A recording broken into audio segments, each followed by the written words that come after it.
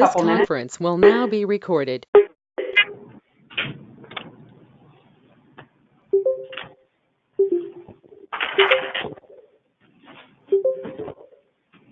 Did you put that Cisco device in? Oh, video.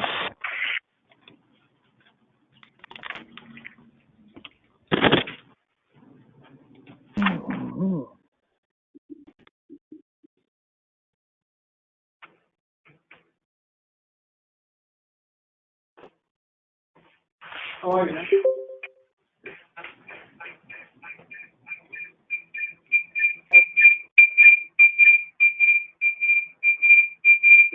There's no video, huh? I can't hear you.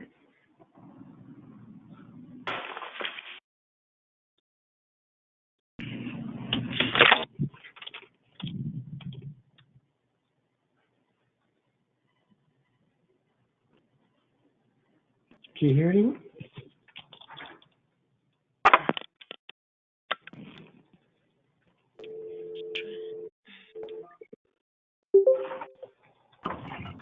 Hello, this is Melody with Riverside Physician Network. Are there for this or?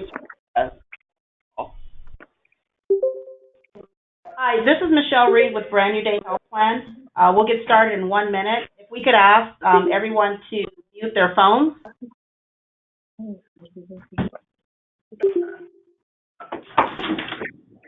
Is this just a phone call, or is there a WebEx? It's a WebEx. We distributed a link. Yeah, I'm looking at the inbox.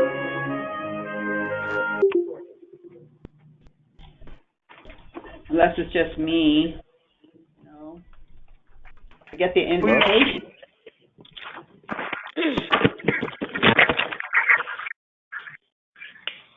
Oh. Did you guys meet yourself? Huh? Did you meet yourself? So we're going to get started. Before I get started, if we can ask everyone to mute their line, and please do not put us on hold. So if you have to disconnect and call back in, please do so. We hear the hold music during the presentation. Anyone that's not able to access the webinar, I'll give you an email address. You can send it to Liz Gudino, and that's LGUIDINO @universalcare.com, and she will forward you the link if you're not able to access the webinar and assist you with any technical difficulties. Okay? Okay, so let's get started. My name is Michelle Reed. I'm with Brand New Day Health Plan. I'm in charge of risk adjustment and coding here with the plan.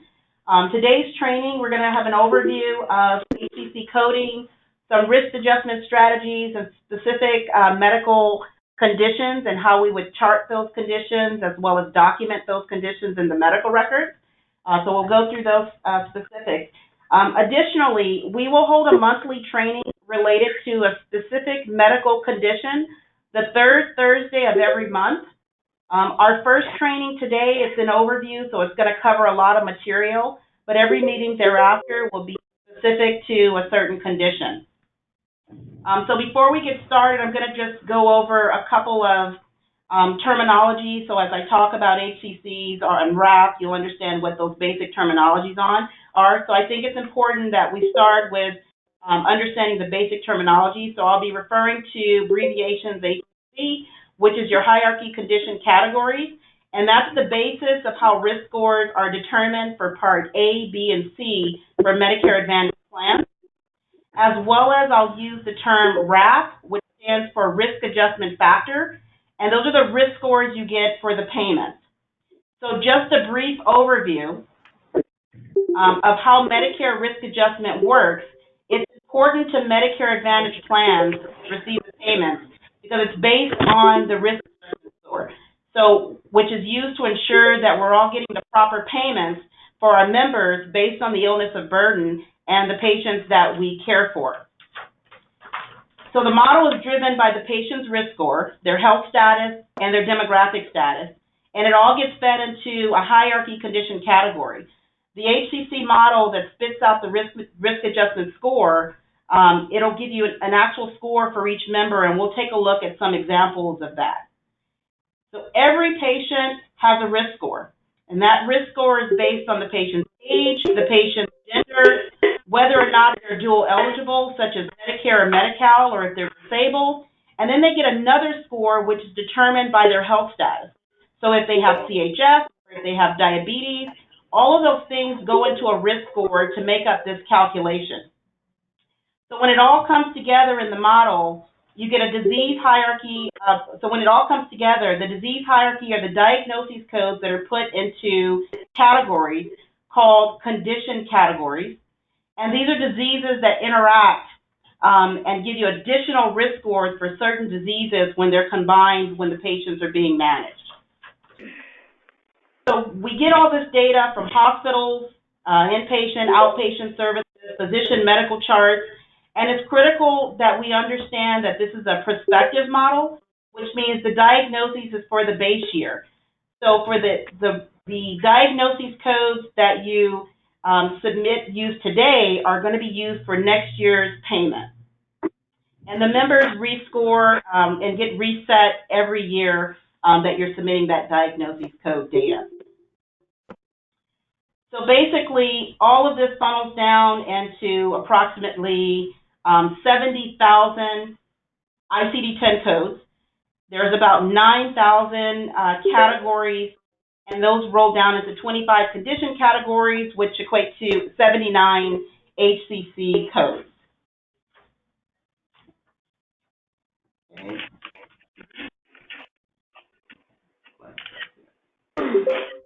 Some of the HCC codes can override certain conditions.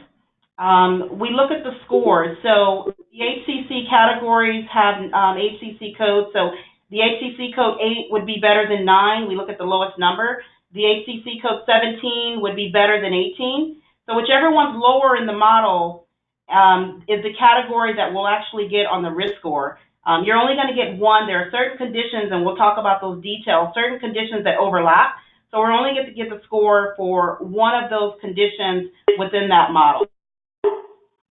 And diabetes is a prime example of that. So diabetes with acute complication, let's say if there's hyperosmolarcoma, and you'll get an HCC code 17. So that is going to wrap into HCC code category 17. However, what you're seeing on the screen is there are HCC codes in the chronic complication category, such as neuropathy, renal, eye. Those would all go into HCC category 18, and your diabetes without complication, which is generally you're using an ICD-10 code E11.9, those diagnosis codes would go into HCC code 19. So 17 would have the highest RAF support, followed by 18, then followed by 19. So if you had diabetes acute in the model, and you also getting 17 and 18, they only get paid for one of those condition categories in the patient. So there are diabetes codes that will not RAF, and I know we all tend to think that we're submitting our diagnosis codes and everything's going to RAF if it's in the diabetes category. So there are diagnosis codes in diabetes category which will not RAF, and that's the ICD-10 category E11.3. The code must be a 4-digit code. The only exception is the unspecified ICD-10 codes, which are .311 and .319, but you'll lose payment for the secondary conditions that are associated with your diabetes. So we want to be as specific as possible. Just a note on the diabetes, when you're coding the diagnosis code E08.341, diabetes with retinopathy, we don't get credit for that with the third digit because it's looking for specific conditions to the fourth digit. So unless we specify the E11.31 for our retinopathy, you would think it would use that's a specific code, but in this condition, that code is looking for the actual site. So did you tell which eye it's in? So you want to be sure that the diagnosis codes with .3, that you're coding up to the fourth digit for your ICD-10 for diabetic retinopathy. So we want to be specific on the diabetic with retinopathy ICD-10.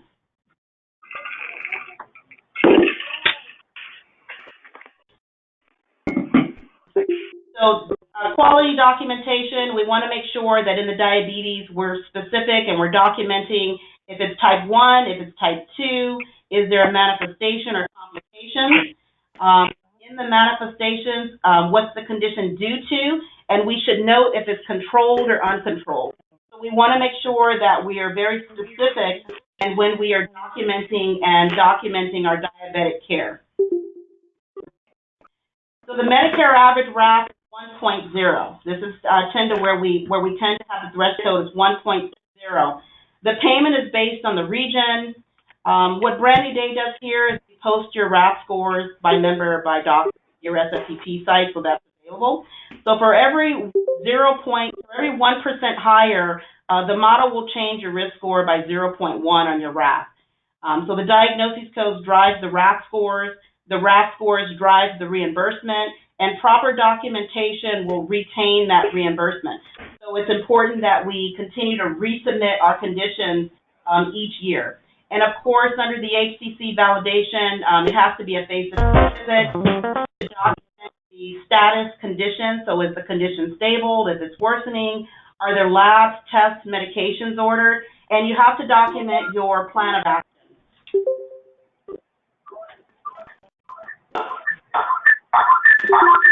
So we've all heard about the MEET. This is basic in every training.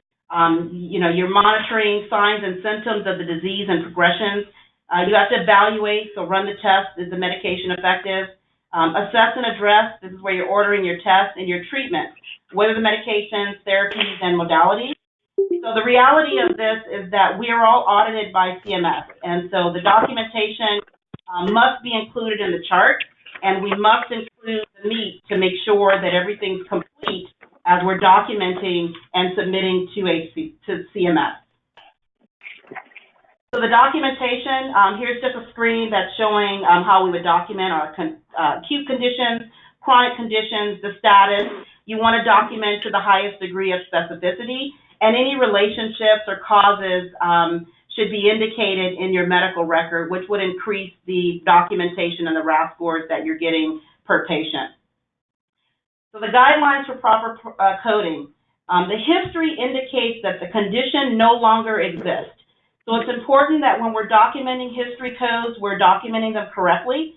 So you want to pay special attention to the headers that you're using when you're documenting in the medical record. You don't want to refer to language such as history of diabetes, history of CHF. You should instead indicate here where I have patient with diabetes since 2009. If it's complicated, stable on LASIK. So this is the proper documentation that you should use when documenting in the record. And as a rule, if you didn't document it, it did not happen in the medical record. So specificity. Why is documentation and specificity important? We'll look at some examples of commonly received ICD-10 codes that do not risk adjust. So we're looking at an example of hepatitis C. So the hepatitis C, B1920, it does not RAF.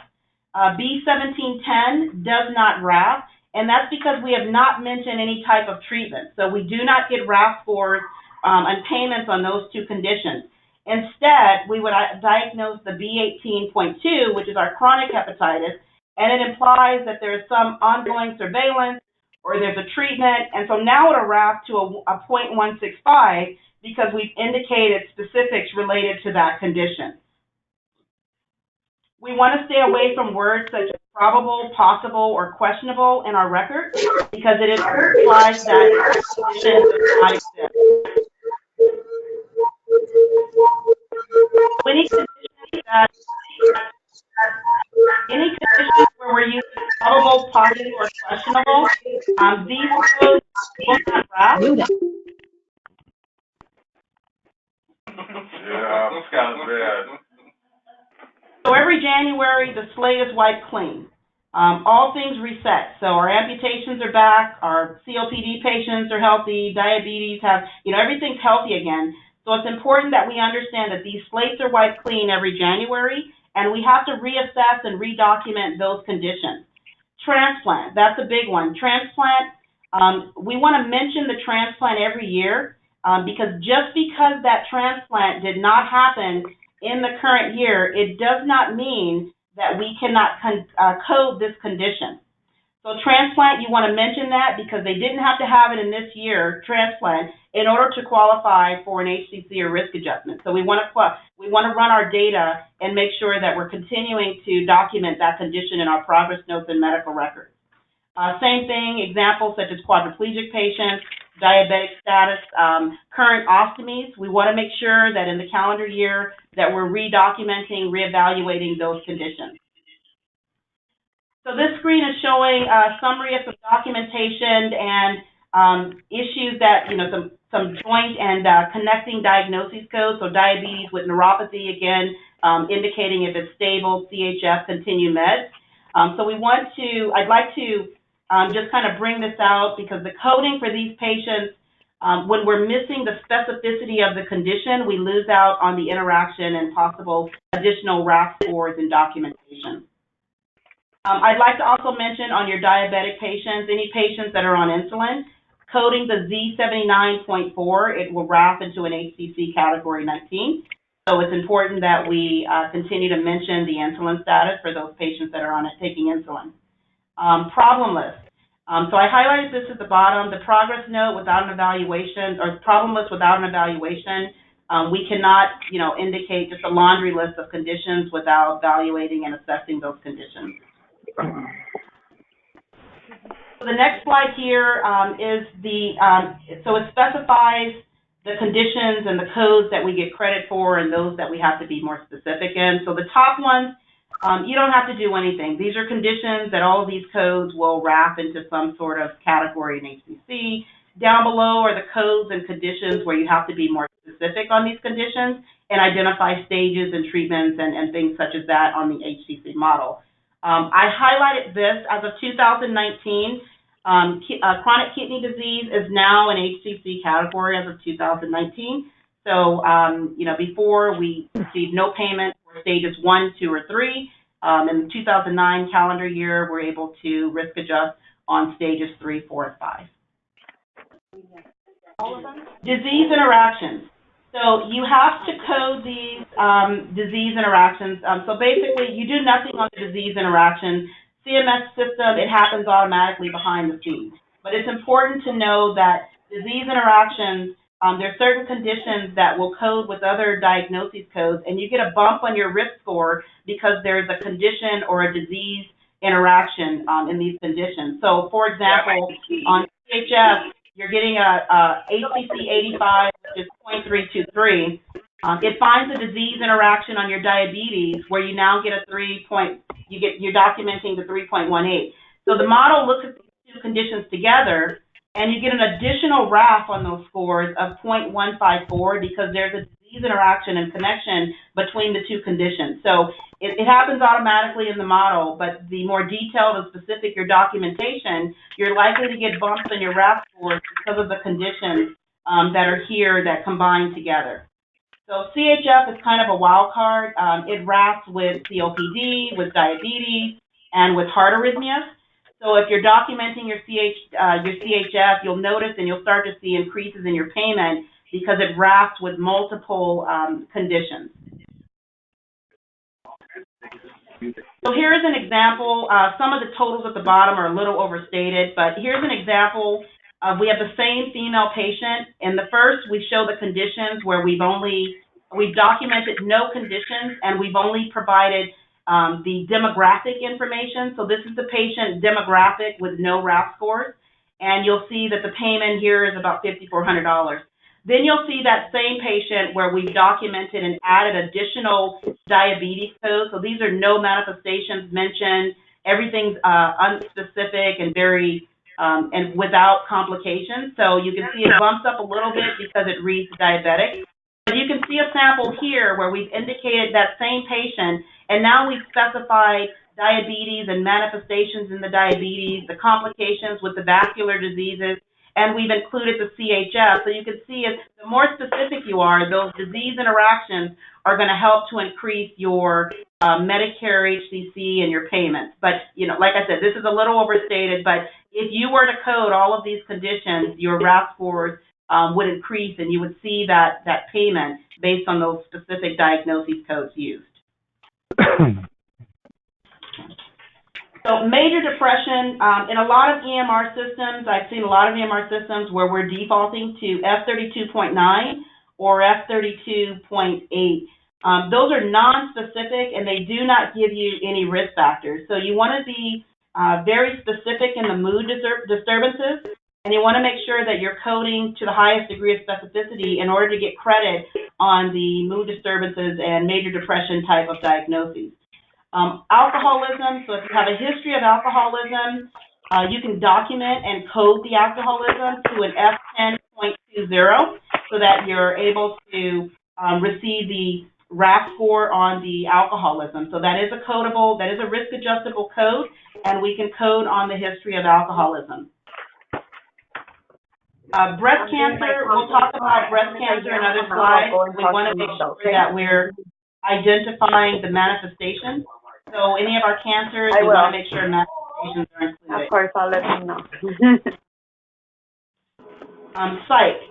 So when coding, you must use a descriptor. So in your psych conditions, you want to make sure we're using major or recurring. They started working. All right, can we put your phones on mute, please? You're not the first patient that is telling me that. Oh. Thank you. So for the mental disorders, I was saying you want to document major or recurring so that we're capturing those specificities. Major depression, F32.0, whether it's recurring or in remission, you'll still get credit, so we want to document and include those conditions. So your more advanced diagnoses, such as schizophrenia, bipolar, you're going to get a higher risk score, so those diagnoses and conditions. So you want to make sure that we're documenting the highest degree of specificity in order to get the risk scores on your more chronic behavioral health type diagnoses.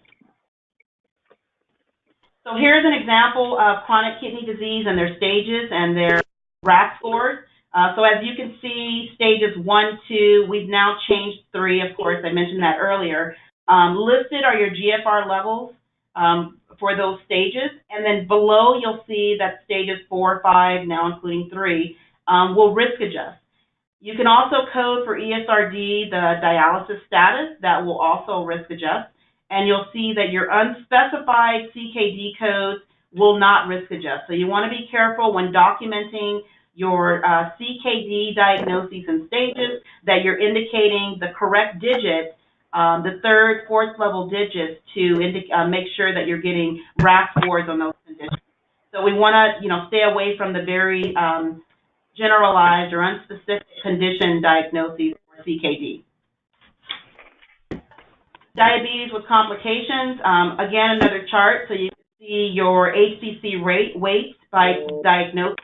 So without complications, you can see that payment is much lower than your diabetes care with kidney complications, with eye care complications, circulatory. You can see that all those conditions will RAF higher than your unspecified conditions. So we want to make sure that, again, we're documenting to the highest degree of specificity. So linkage. So when we're diagnosing diseases such as diabetes, we want to make sure our linkages are documented in the medical record. So due to, because of, if it's secondary, if it's related to other conditions, we should document those appropriately and make sure that we have that information available in your medical record for purposes of audit. Cardiovascular diseases. So we want to be specific. We want to avoid these generic terms, just CAD. These conditions, and atherosclerosis, heart disease, they do not RAF in the unspecific HCC category. So be specific. Angina is the key. So if you're treating angina, you want to document it. It remains active.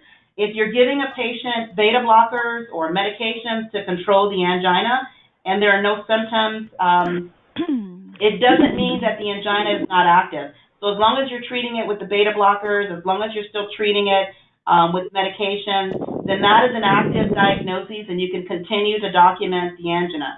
The only exception is if the angina is resolved. So they've had a cabbage or they've had PGCA, and there's no additional medications, that would be your exception in documenting and coding the angina. Otherwise, it's still active. You should continue to code it. The question of acute MI, so the rule is you can document and code an MI for 4 weeks after the diagnosis is made. So every visit for 4 weeks, the correct code would be I-22.9. You can continue to document as that as an acute MI. It becomes old after four weeks. So after 4 weeks, it is now old and you can no longer document and diagnose the acute MI. So we're showing you here examples of ICD-10s that will risk adjust. So you can see the angina has a code and it has an ICD-10. The chronic ischemic heart disease, you can see that there is no value there. So we want to pay attention to those conditions and make sure that we're coding and documenting. If there is chronic conditions with associated conditions that would allow these to RAF, we just want to make sure that our billers and our coders are using codes that would give us RAF payments on those scores. And then below here, you'll see the diagnosis code. So chronic heart failure, systolic and diastolic heart failures, these are the code categories, and the HCC weights that are assigned to those particular code categories. So here we're showing more cardiology ICD-10s and the HCC categories that are associated with the ICD-10s. All of these conditions over here will interact with CHF, so it's important that we document all of our conditions to get the bump on the disease interactions. These are your vascular conditions, so you'll see the ICD-10 codes here for vascular and the HCC weights that we have on the categories for your vascular conditions. Arrhythmias, so once an arrhythmia, it's always an arrhythmia unless you permanently correct it and there are no ongoing medications or interventions, then it's always coded as an arrhythmia. So this slide, we're showing those codes that are unspecific, which do not risk adjust.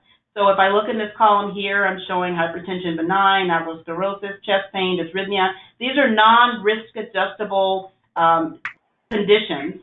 Instead, you would want to code a more specific condition that we have here, and all of these conditions, they do risk adjust. So as you're submitting your encounter data and your ICD-10 codes, we want to look for data that's giving us this unspecific diagnosis where we should have used a more specific code based on the doctor's documentation.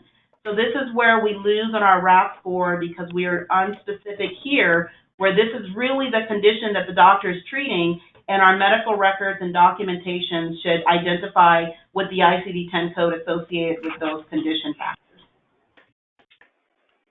So pulmonary, they all RAF to the same score, so I'm just showing the pulmonary conditions, the ICD-10 code categories, and the HCC code weight for those pulmonary conditions.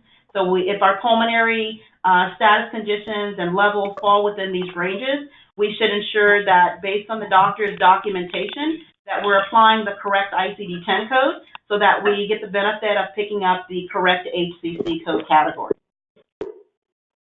Pneumonia is unspecified and it's not in the model. So for the pneumonia conditions, we must specify the organism, if it's bacterial, and you also want to specify the lumbar. So this tends to be a category where we need to be more specific in these conditions. So I just pulled a section of the model so that you can see those condition categories and the descriptions of the bacterial infections and other organisms there.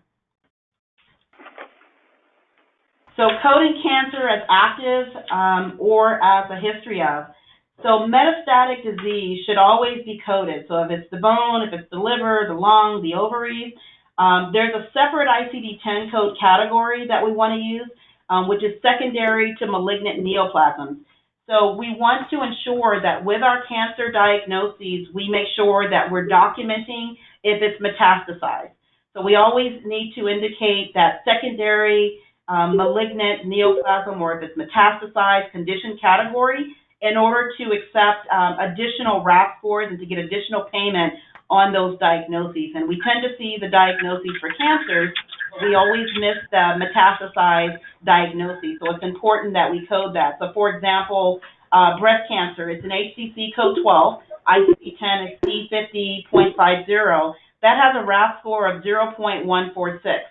If it spreads to the lymph nodes, then we would add ICD-10 code C77.8, which gives us a RAF score of 2.625.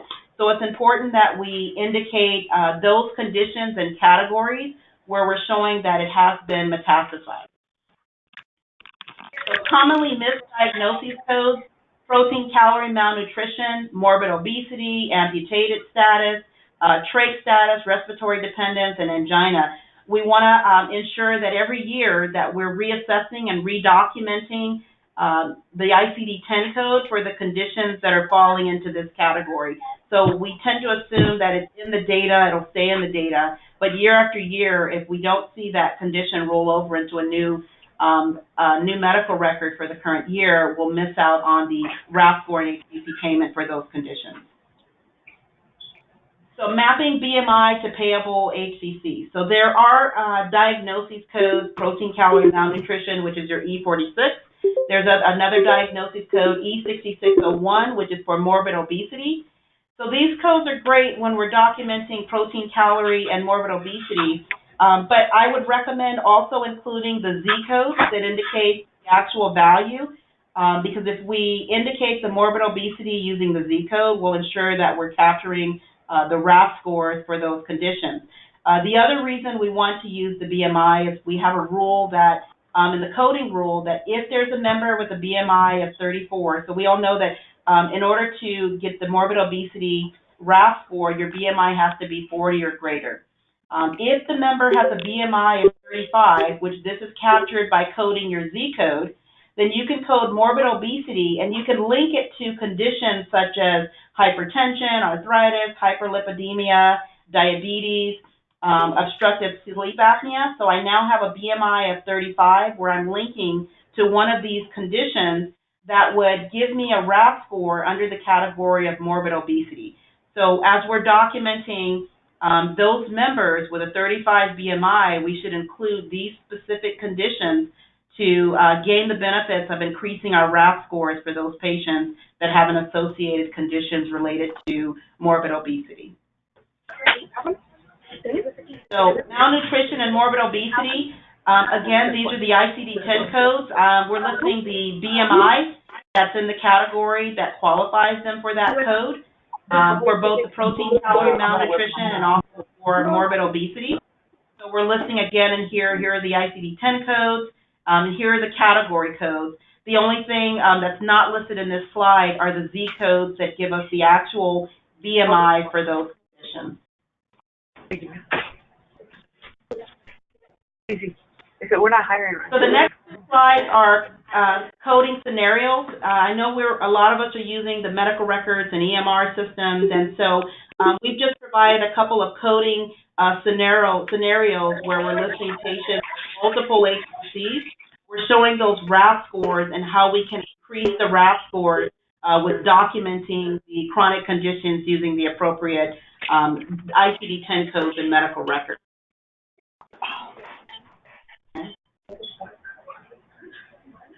Okay.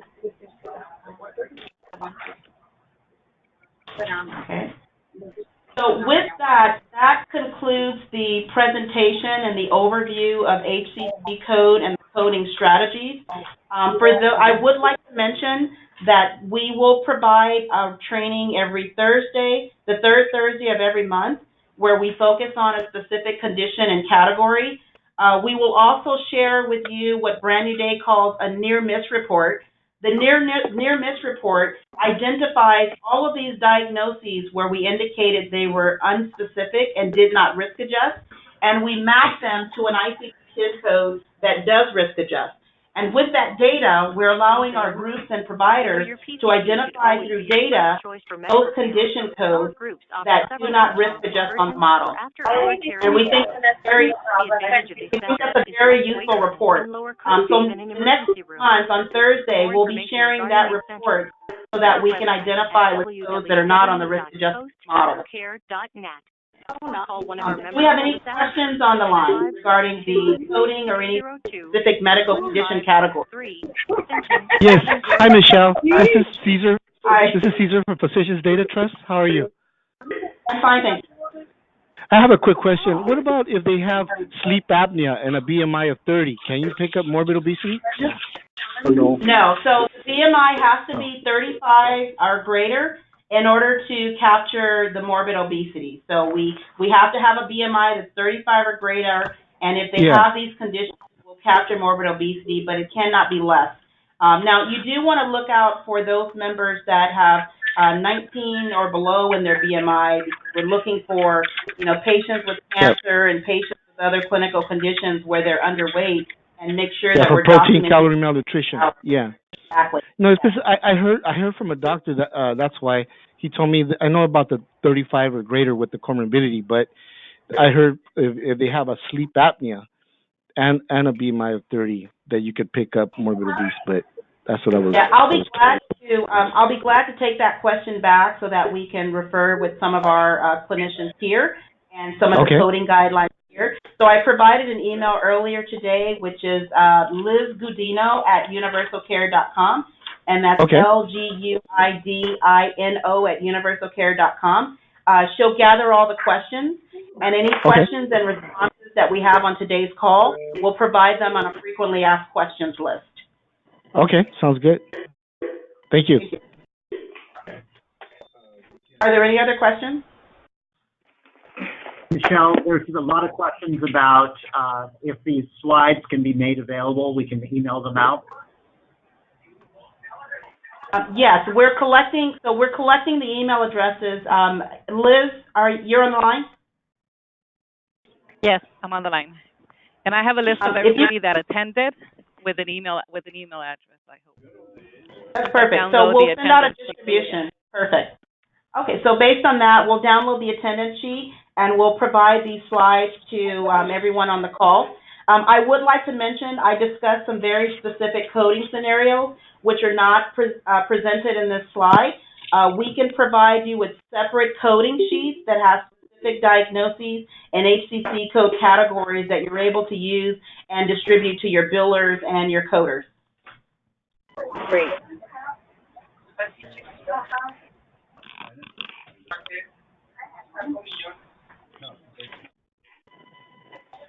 Are there any other questions on the line? No, thank you. Before everyone leaves, I'd just like to remind you that there will be another training next month, the third Thursday of the month. We will focus on a specific medical condition category, and we will review the near-miss report, identifying those codes that will not risk adjust. We look forward to seeing everyone participate in that call as well to review those reports. Thank you. So I will stay on the line another 15 minutes or so if there's any questions that come in late, so we'll stay on the line. I'd like to thank everyone for participating today. Okay, thank you. Thank you. Thank you. Thank you. Thank you. Thank you. Thank you. Hello.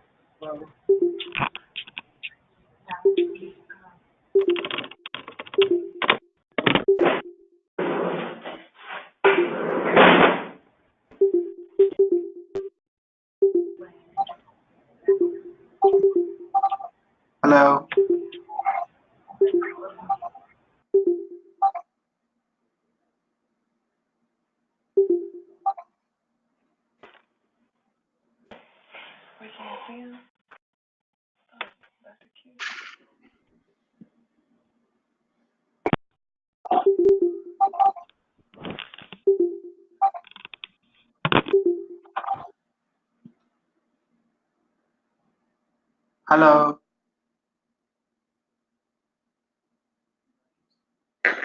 Hello. Yeah, is there any way to get this recording of this session?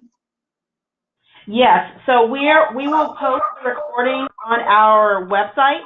So the slides will be available today. We'll get this out to everyone on the line. And we're anticipating very shortly that this presentation will be available on the website. And we will send out email notifications to everyone that called in today that it's available on the website.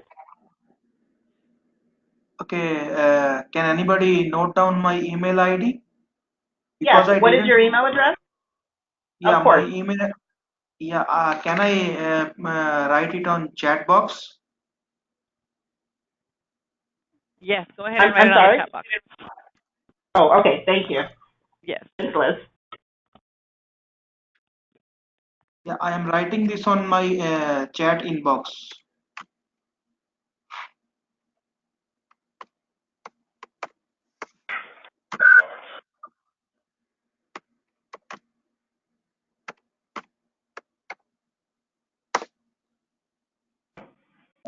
You got it?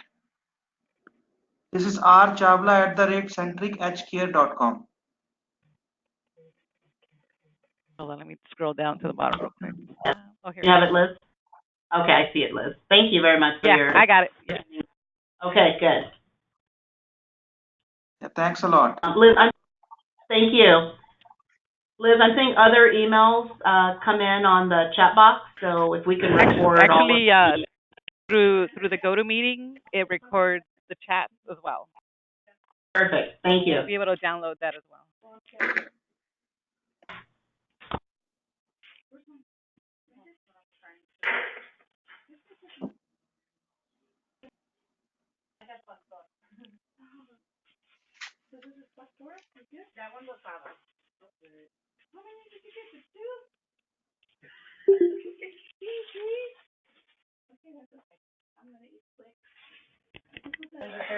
So they have whose email address? How do you she's cheap for it.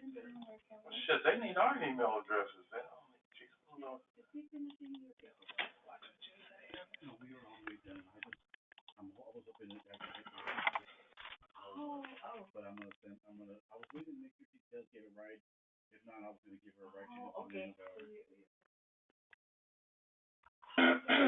can you put my email address in there? Just type it in there. PC-1 at HCCglobal.net.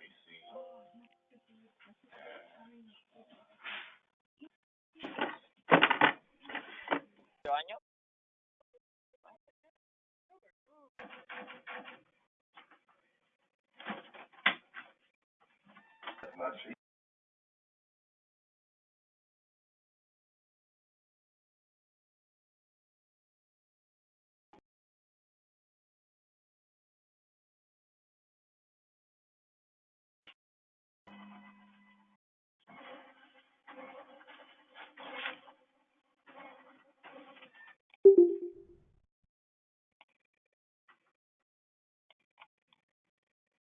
Hi, Michelle. My name is Maribel. I have a quick question regarding appendments to, say, physicals. Um, Okay. Say that a provider forgot to add the hysterectomy diagnosis code onto the chart note. Can they go back and add that diagnosis code after it's been signed? So, okay, so there's two parts to that. So the hysterectomy would have been, he's the primary care, so that would have been a service rendered by a specialist. Right. And Say we the would go ahead. the history of. Okay, sorry. No, I was going to say we would get the data and the diagnoses through the specialist claim because we would get that submission from the specialist. So a CMS rule states that you can add a diagnosis within a reasonable amount of time. And so, you know, the record isn't completely closed if it's a reasonable amount of time, and they haven't specifically defined reasonable, but you can't go back 3, 4, or 5 months later and append that record. So if we're talking about a reasonable amount of time, as related to CMS standards, then he could go back in and update the information and submit the encounter data that he did not submit during the initial assessment. I see. That makes sense. Yeah. Now, along those lines, if your doctor is not aware, Brand New Day does have an incentive program for payment and submission of annual wellness exams. So if your doctor is not submitting annual wellness exams to Brand New Day, I can provide you with the fax number, and we also capture and pick up additional diagnoses from the Brand New Day annual assessment forms that are completed by the providers. You know what? I believe I did receive that email yesterday. Okay, perfect. Okay. Yeah, I just wasn't sure on the appends. I thought maybe because, it was the visit was already signed, we couldn't go back and add that diagnosis. Maybe Yeah. like 2, 3 days Now, later if we were billing that visit. I thought maybe now the that's patient. a condition. Yeah, 2 or 3 days later is reasonable, and you are able Oh, okay. to add the diagnosis code 2 or 3 days because that is within a reasonable amount of time to update the record. I do know that there are some EMR systems that once a doctor signs the record becomes locked. So depending on how your EMR system is set up, you want to ensure that if you are, updating 2 or 3 days to the record, that your system will allow you to go back into a locked EMR record and make that adjustment. Okay, perfect. Thank you. Thank you.